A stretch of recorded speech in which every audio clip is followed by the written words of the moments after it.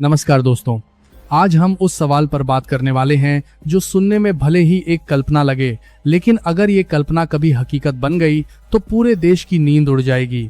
जरा सोचिए, आज रात ठीक 12 बजे एक सरकारी अनाउंसमेंट होती है कि देश भर के सभी एटीएम अगले 24 घंटे के लिए बंद रहेंगे। कोई वजह नहीं बताई जाती, कोई वैकल्पिक व्यवस्था नहीं समझाई जाती, बस एक लाइन और उसके बाद सन्नाटा। सवाल ये नहीं है कि एटीएम क्यों बंद हुए, सवाल ये है कि उसके बाद क्या होगा। सुबह होती है, लोग रोज की तरह घर से निकलते हैं। दूध वाला आता है, सब्जी वाला ठेला लगाता है, रिक्शा स्टैंड पर खड़ा है, दुकानें खुल जाती हैं, सब कुछ सामान्य दिखता है। लेकिन जैसे ही पहला आदमी एटीएम के सामने पहुंचता है और स्क्रीन काली देखता है, वहीं से कहानी बदलनी शुरू हो जाती है। पहले कुछ मिनट लोग सोचते हैं कि मशीन खराब होगी, फिर दूसरा एटीएम, फिर तीसरा। जब पूरे इलाके में एक भी एटीएम काम करता नहीं दिखता, तब दिमाग में एक ही सवाल गूंजता है, पैसा कहां से आएगा। यहीं से डर पैदा होता है, क्योंकि भारत में एटीएम सिर्फ एक मशीन नहीं है, एटीएम भरोसे की आखिरी कड़ी है। करोड़ों लोगों के लिए एटीएम का मतलब है आज की दिहाड़ी, आज की दवा, आज का किराया और आज का खाना। भारत में बड़ी आबादी ऐसी है जो सुबह एटीएम से पैसे निकालकर दिन की शुरुआत करती है। जैसे ही ये सुविधा अचानक खत्म होती है, सिस्टम नहीं रुकता, जिंदगी रुक जाती है।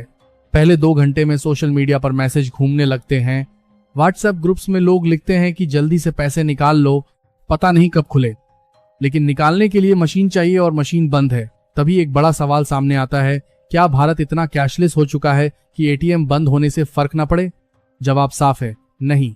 कागजों पर डिजिटल इंडिया मजबूत दिखता है, लेकिन जमीनी सच्चाई ये है कि आज भी भारत की बड़ी आबादी नकद पैसे पर ही चलती है। दोपहर होते होते असर दिखने लगता है। सब्जी वाला कहता है कि उसके पास यूपीआई नहीं है, रिक्शा वाला बोलता है कि नेटवर्क नहीं आ रहा, छोटी दुकानों पर लिखा जाता है केवल नकद। जो लोग सोचते थे कि मोबाइल से सब हो जाएगा, उन्हें पहली बार एहसास होता है कि डिजिटल सिस्टम तब तक ही काम करता है जब तक हर चीज परफेक्ट चले। जैसे ही एक कड़ी कमजोर होती है, पूरी चेन हिल जाती है।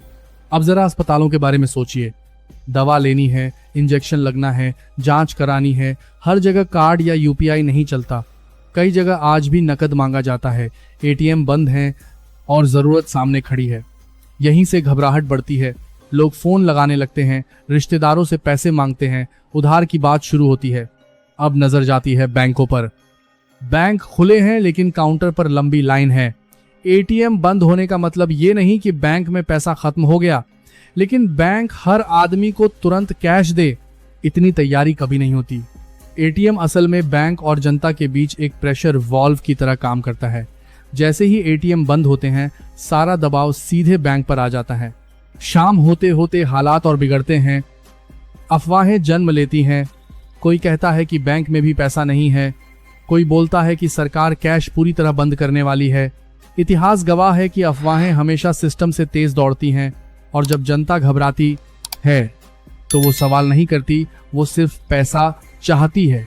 अब सोचिए, अगर ये हालात सिर्फ 24 घंटे तक सीमित रहें तो भी देश को झटका लगता है, लेकिन अगर यही स्थिति 2 या 3 दिन चल जाए तो असर सिर्फ आम आदमी तक सीमित नहीं रहता। बाजार हिलने लगता है, छोटे दुकानदार सप्लाई रोक देते हैं, ट्रांसपोर्ट में दिक्कत आती है, पेट्रोल पंप नकद मांगने लगते हैं, दूध और जरूरी सामान की सप्लाई पर असर पड़ता है।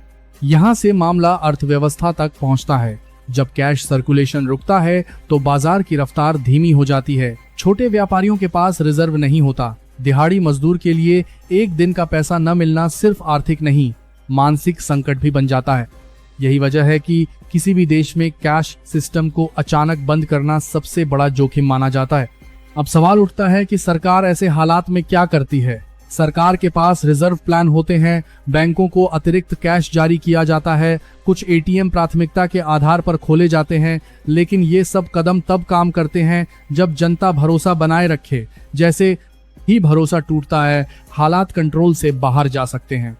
ये भी समझना जरूरी है कि एटीएम बंद होना हमेशा तकनीकी वजह से ही नहीं होता। कभी साइबर सिक्योरिटी का खतरा होता है, कभी सिस्टम अपग्रेड, कभी बड़ी इमरजेंसी। लेकिन आम आदमी के लिए वजह से ज्यादा असर मायने रखता है। उसे फर्क नहीं पड़ता कि मशीन क्यों बंद है, उसे फर्क पड़ता है कि जेब खाली है।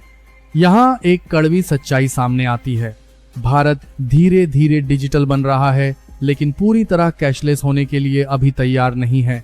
जब तक हर छोटा दुकानदार, हर रिक्शा वाला, हर गांव डिजिटल सिस्टम से पूरी तरह नहीं जुड़ता, तब तक नकद पैसे की जरूरत खत्म नहीं हो सकती।